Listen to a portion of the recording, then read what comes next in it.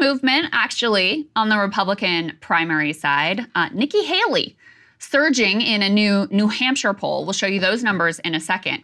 But it was an interesting moment. She was on one of the Sunday shows. She was getting pressed over why she's very, kind of tepid or timid about criticizing the guy who continues to be the overwhelming frontrunner in the race, Donald Trump. Let's take a listen to that. Y'all want me to either love him or hate him all the time. I'm just asking you to respond to a New Hampshire voter. So I did, and I responded to him in every way. And what I said to them was, anti-Trumpers want me to hate him, pro-Trumpers want me to love him, but this is where I stand. There are things I agree with the president on. I had a good working relationship with him. There are things I don't agree. I don't agree with the fact that, yes, we had a good economy while he was there, but he put us $8 trillion in debt that our kids are never going to forgive us for. I don't agree with how he handles national security. He focused on trade with China, but he did nothing about the fentanyl flow. He did nothing about the fact that fentanyl has killed so many of our Americans. I don't think you should praise Hezbollah. I don't think you should criticize Netanyahu when Israel's down on her knees. I don't think you should congratulate the Chinese Communist Party on their 70th anniversary. And he talks about annihilating his enemies and using the criminal justice system to do so. What do you think of that? You guys are exhausting. You're exhausting in your obsession with him. The thing is, the normal people aren't obsessed with Trump like you guys are. The normal people care about the fact that they can't afford things. They feel like their freedoms are being taken away. They think government's too big. I know y'all want to talk about every single word he says and every single tweet he does. That's exactly why we need a new generational leader, because people don't want to hear about every word a person says or every tweet. They want to know how you fought for them that day, and they want to know how their life is going to be different. And life would be a whole lot different if the media would stop this obsession with Trump. I mean, I was just asking you about his central campaign theme, which is, I am your retribution.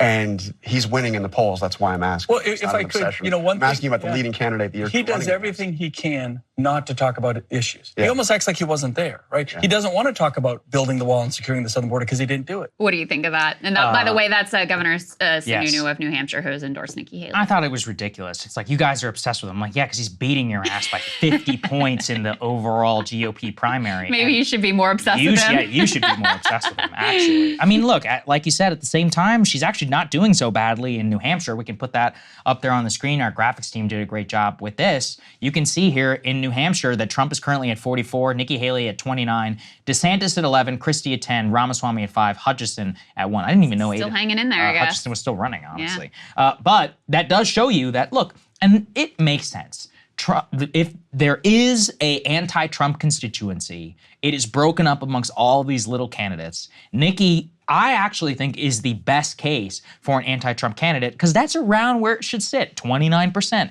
People who are neocon and traditional, honestly, just like the old school Mitt Romney style boomers, that's around where their support would look like, between 20 and 40, especially in a state like New Hampshire, which has got people like Jeanne Shaheen who represent them. But the overwhelming majority, or at least plurality in this case, are Trump-esque or Trump style with DeSantis and Ramaswamy support in them. I would also say, there's a lot of talk right now, Krystal, like, oh, Christie should drop out and throw all of his support to Nikki Haley, and then maybe she could beat Trump in New Hampshire. We've seen consistently that the second choice for a lot of these candidates is also Trump. There's no evidence to support that the vast majority of the support would go there. Although, Christie, best case. I was going to say, with Chris Christie, I would think that you would have the best possibility of most of his support flowing to probably Nikki Haley. And, we could look at polling and see who the top second choice for his voters is. But, New Hampshire is very different from a lot of the other states. For one thing, they do have this sort of like moderate independent streak.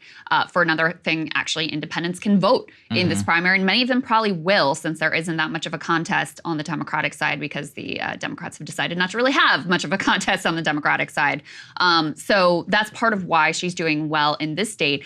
And one of the things that was interesting in this CBS poll is they polled Iowa and they polled New Hampshire, and the picture is very different. In Iowa, the fact that Nikki has been perceived as a sort of like moderate on Trump is a major downfall for her there. It's a major impediment for her there. The fact that she's tried to moderate some on abortion has been a major impediment for her in Iowa. Those are things that are all boosting her in New Hampshire. These are two very different populations. A couple other things that I just thought were interesting in terms of her potential upside if I'm going to try to make the case for Nikki Haley here in New Hampshire. So she actually tied Trump when they asked who is prepared to be president. She and Trump had the top numbers. I think they both had like 57% or something like that, but she did well on that metric and matched him. She was described, 55% described her as likable. She was top on that quality over DeSantis was at 37, Trump was at 36. So people said they liked her, they felt like she was prepared. You had 51%, so a majority saying that she was reasonable, quote, versus 36% for Trump. Trump had the edge, though, when it came to being seen as a strong leader and being the most electable. That one was really interesting to me because, you know, it's not what the polls reflect. The polls reflect that Trump is in good position to beat Joe Biden, but actually some of the polls that have come out have shown Nikki Haley with even more of an edge over Joe Biden because she doesn't come with a lot of the Trump baggage and isn't saying things like, you know, immigrants are poisoning the blood of the nation. Yeah. But, but the Republican primary electorate sees Trump overwhelmingly as the candidate to beat Joe Biden. They think he's the guy who has the best shot at it. So, you know, to the extent that that was ever one of the big concerns for a Republican electorate and one of the cases that Ron DeSantis, for example, was making, it seems to have not worked out for them. No, certainly. And also, you know, on the DeSantis side, the implosion of his entire operation is really something to behold. I mean, I still honestly can't believe it with the resignation of the Never Back Down chairman, Jeff Rowe, who ran Ted Cruz's campaign, Krystal, and who really engineered a lot of the Iowa win. He's resigning. And we've also, remember, we had the stories that we played here previously about DeSantis in open war with his own super PAC. Like, their inability to get donors to have a tight, like run an actual tight ship, have a robust campaign infrastructure is really like a catastrophic implosion, which is Jeb level. I think, for what's coming. Yeah, it's wild. Since the day before Thanksgiving, I think, did we put this up on the screen that we've got the element? Yes. The pro-DeSantis super PAC, which is called Never Back Down, which, by the way, they were going to try to run their campaign different, and basically Never Back Down was going to be the campaign. Most of the money was going to reside there. A lot of the strategy was going to come from there. Even things like paying for on-the-ground organizers. They had this like, oh, we're going to revolutionize the way that campaigns are operated and funded, et cetera. That has not worked out. So since Thanksgiving, you had the resignation of one chief executive, resignation of one board chairman, the firing of a second chief executive, along with two other top officials, and now you have the late night quitting of Jeff Rowe. All have come after massive infighting and finger pointing as Mr. DeSantis has slipped in the polls.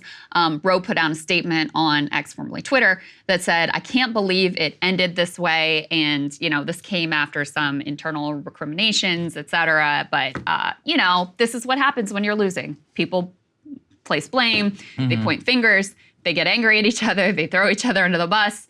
And so the fact that there is turmoil in the Ron DeSantis super PAC world, I think is just emblematic of how his campaign is going overall. Hey guys, if you like that video, go to breakingpoints.com, become a premium subscriber, and help us build the best independent media organization on the planet. That's right. We're subscriber funded. We're building something new. We want to replace these failing mainstream media organizations. So again, to subscribe, it's breakingpoints.com.